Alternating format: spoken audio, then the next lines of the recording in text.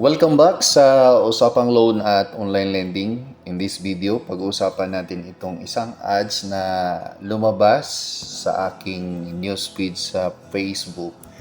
So, ang ads nung pinindot ko ay nagre-direct kay finami.ph. Ito po yung itsura ng website nila. Yan, nakapangalan po yung logo na Finami. And then, ito yung mukha. So, ito yung landing page ng kanilang website. So, nag-o-offer sila ng loan from 1,000 to 25,000. And then, 0% interest if you pay back on the first payment date. So, wala po siyang interest, walang patong. Pag binayaran nyo po full yung amount na hiniram ninyo sa due date.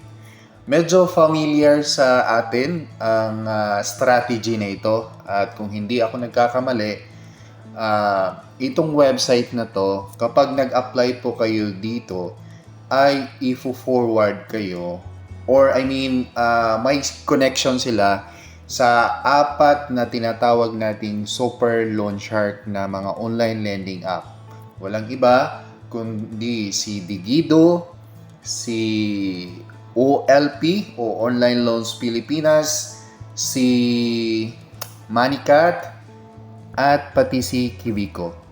Yan po sila ang unang nagpalabas ng 0% interest na loan kapag binayaran nyo po within due date. So, ang first loan sa kanila, ang term na binibigay po nila ay 7 days lang po. So, again, 7 days lang po. Kung lumagpas kayo sa 7 days, automatic po, magkukompute sila ng interest per day. Oo.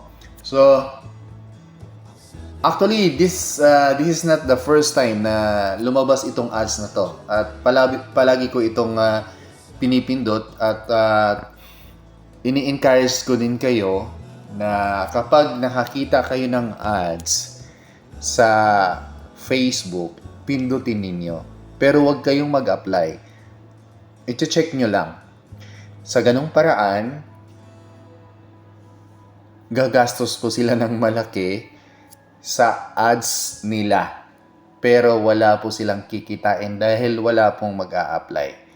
So parang doon na lang tayo babawi.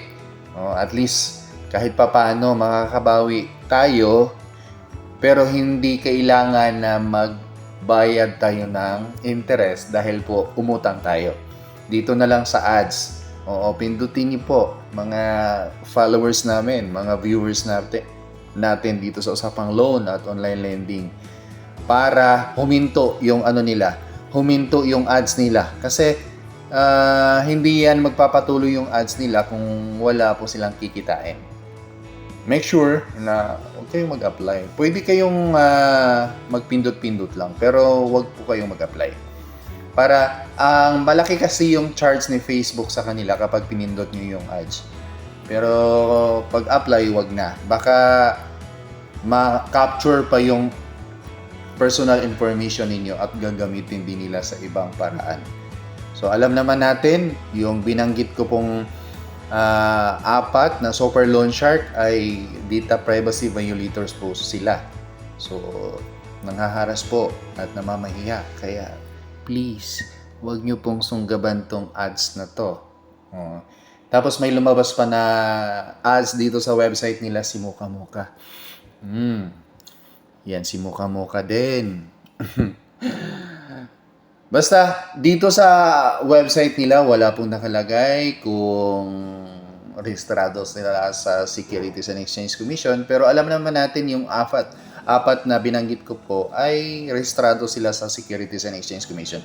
Pero itong website ni Finami ay nag-a-advertise lang din po ito or nag-post ng iba't ibang mga loan services. Kung mapapansin nyo, kadalasan na mga ads lumalabas sa Facebook, kung pindutin nyo po ay website lang. Tapos kung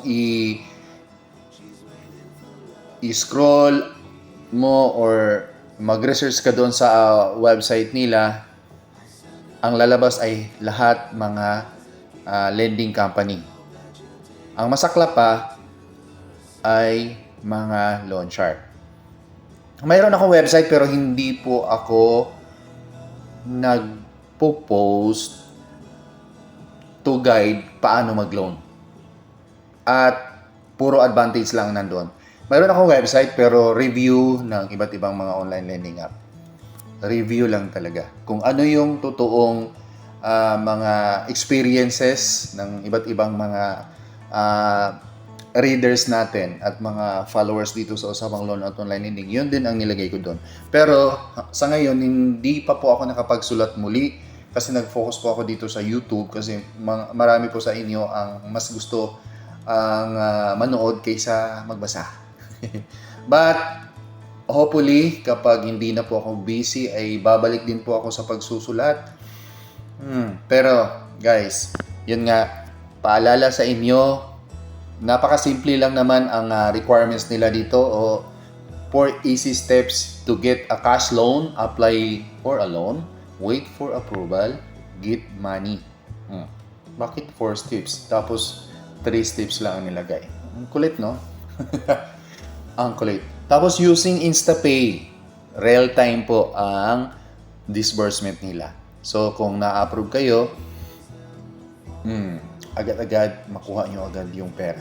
Unlike before na ang dami pang pagdadaanan, pwede ka pang pipila doon sa mga bayad, padala center like Cebuana, Emily Villar, Palawan. Pero ngayon, dahil may InstaPay na tayo, real time, so pag pindot ng send, automatic po matatanggap nyo po yung niloan ninyong pera. Pero ang kaakibat doon, ang consequence doon ay,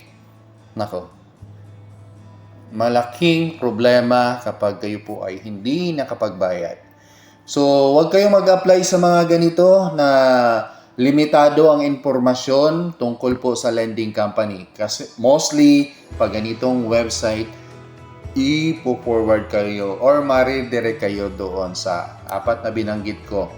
Kung hindi man doon sa 4 na binanggit ko, ipapadala nila kayo sa mga loan shark na online lending app. Kaya mag-ingat. Hindi porket SIC register din ay legit na. Kung sila ay loan shark at data privacy violators, huwag niyo pong utangan at huwag niyong sunggaban dahil hindi po opportunity ang hatid nila, kundi problema po sa inyo, sa buhay po ninyo. Guguluhin talaga nila kapag hindi po kayo makapagbayad. So, sana po mayroon kayong natutunan. Take a look. Warning, tingnan nyo po itong ads ni Finami.ph. Pag nakita nyo to, pindutin nyo lang.